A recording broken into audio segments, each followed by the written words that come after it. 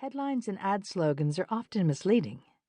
Many of the things we're currently doing for babies aren't accomplishing what we think they are, and we don't necessarily know what they are doing.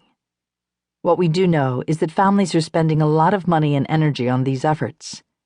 Meanwhile, other activities with clear-cut evidence to support them are missed or discounted because parents aren't yet aware of their importance. I see many different reactions to the baby brain boom. For every mom or dad who feels stressed about keeping up with all the latest brain-building trends, there's one who hears words like brain science and infant stimulation and simply tunes out. Others still believe that it's all in the genes, and how you interact with a baby doesn't matter much. I'm often asked, a good preschool or kindergarten is the main thing, isn't it? Which reveals the popular line of thinking that learning happens mostly in the school years. Whether a parent undervalues the importance of brain development, overcompensates, or falls somewhere in between, there's a nagging sense of guilt. Is this enough? Is it right? What if my child falls behind? Tell me, Dr. Stamm, what is it that I'm supposed to be doing? Finding accurate, practical answers has been surprisingly tricky for parents. Few pediatricians have the time to dispense brain development advice alongside their recommendations for feeding, sleep, and safety. Baby care guides tend not to dwell on brain science, or they don't include the topic at all. Though you can find lists of developmental milestones and expectations for different ages and stages, these always emphasize changes in the child, not the environment that's influencing her.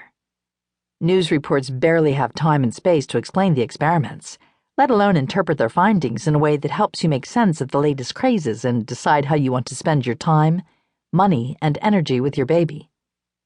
Although there is no end to suggestions about parenting techniques, important explanations about why you might want to do one thing over another are not available.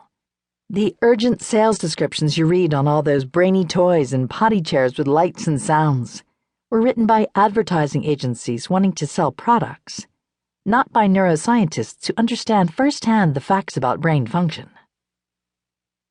The Brain Truth: What Babies and Toddlers Really Need. This book will help to ease your concerns by bringing neuroscience from the laboratory into the nursery. I'll explain how scientists are discovering new information about infants and toddlers, the implications that can be drawn from such knowledge, and how you can use these science-backed insights to shape your own interactions with your child.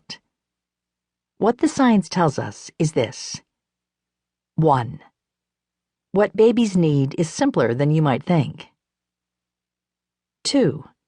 But they need it more consistently and earlier than we often provide it.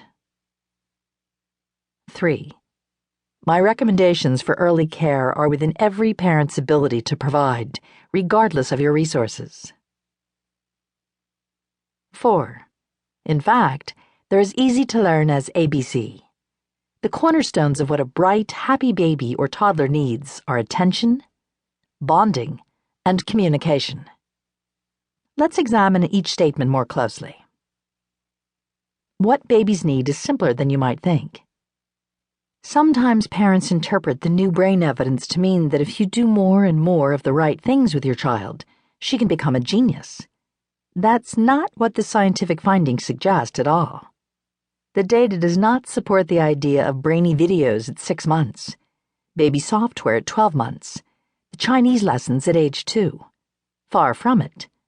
It turns out, a very young child's future success depends less on academics, however the word is often interpreted for the 3 and under set today, than on such critical factors as whether your baby loves her babysitter, how often she hears bedtime stories, and how much time you spend on the cell phone or in front of the TV yourself. That's right, lap time is more critical than lap wear. The science suggests that there are ways to purposefully work with an infant or toddler that will encourage that child to attend better and longer, to be more emotionally connected to others, and to communicate better, each of which is truly important for future success. Chances are very good that you're doing many of these things already. You may be surprised to find that some of the suggestions are simple. But don't conclude that just because something is simple, it's not important. In fact, many of the simplest lessons from neuroscience provide the strongest foundations for healthy brains. All of